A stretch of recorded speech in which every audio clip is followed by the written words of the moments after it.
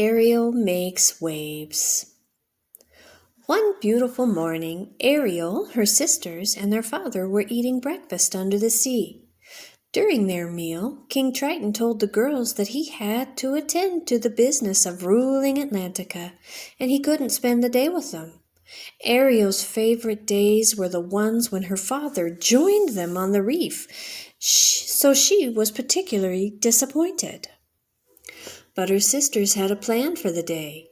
They were going to play Ride the Current at the reef.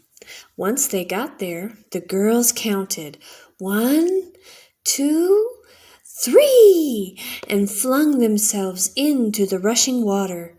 Ariel, Aquata, and Adrina swam back into the current after an exciting ride. But something didn't feel right. As they tried to move toward slower water, they realized they were stuck. They swam harder and faster, but the current was holding them in place. They were caught, and the waves were pushing them farther and farther from their home. To make matters worse, the strong current kicked up mud from the sea floor, making it impossible for them to see anything. Far from home and unable to spot the route back, the girls were lost at sea. "How are we going to get home?" Adrina wondered out loud. Fortunately, Ariel had an idea. If they swam up to the surface, they could look for the reef. "But we're not supposed to go there," Aquata warned. But Ariel knew it was the only choice, so she grabbed her sister's hands and swam to the surface.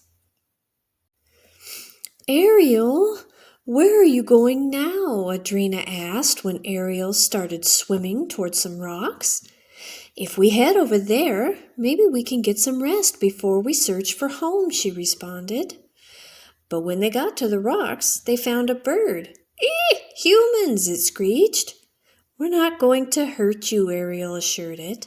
"We're just mermaids, and we're lost, and we can't find our way back." "Mermaids?" the bird said, fascinated. "I haven't seen mermaids in years." "Wait, you've seen mermaids before?" Aquata asked. "Do you remember where?" "It was in a little cove that way," the bird said, pointing with its small wing. "Well, then we need to go that way to get home," Ariel declared, turning to her sisters. "I know who can help," the bird said, and then flapped away.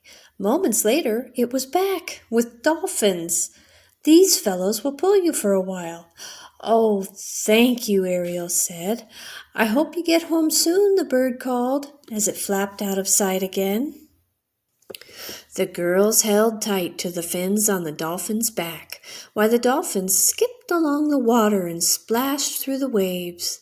When they got closer to the cove, the sisters thanked the dolphins for the lift and dove back into the water, hoping to see something familiar. But instead, 2 hulking shapes came into view. Sharks! The girls froze. "Hide," Ariel whispered. "We have to hide." Ariel and her sisters headed for the first hiding place they saw, a shipwreck. They stopped just inside, clutching the edges of the opening and peeking at the sharks outside. Fortunately, the sharks started swimming further away. "Maybe we should stay here a while, just to be safe," Adrina said softly. "Or at least safer." When the girls felt safe enough to talk above a whisper, Aquata breathed a sigh of relief. Can you imagine Atina's face when we tell her about this? But Ariel wasn't paying attention anymore. She was exploring the ship. "Ariel," Adrina said, "what are you doing? That's human stuff." "Oh, but it's wonderful," Ariel told her sisters, and she couldn't get enough of it. Ariel wanted to find more, but she heard someone in the distance. "Ariel! Aquata! Andrina!" "What was that?" Ariel said. Aquata's and Adrina's eyes widened, and they all quickly swam out of the shipwreck. Outside, they found two of King Triton's guards, who the king had sent to search for them when he heard they were missing. "We came straight away," one of the guards said.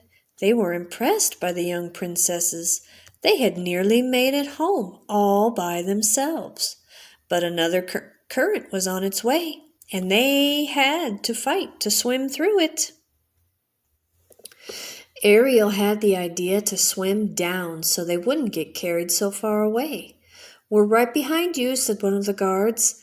Ariel dove deeper into the blackness and eventually felt the pull of the water lessen. Her plan had worked. But when she looked around, no one was with her. She was alone and lost in the darkness. "Hello, I'm lost.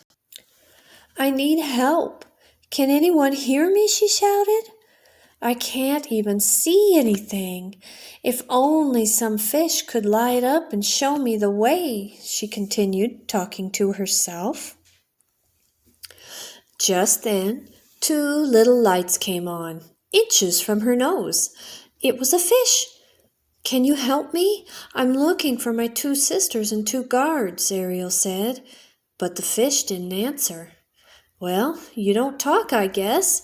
But if you've seen them, could I follow you, please?" The fish led her through tunnels until they came across a school of fish, all with lights. They lit a path for Ariel to follow, and she eventually found her way back to the guards and her sisters.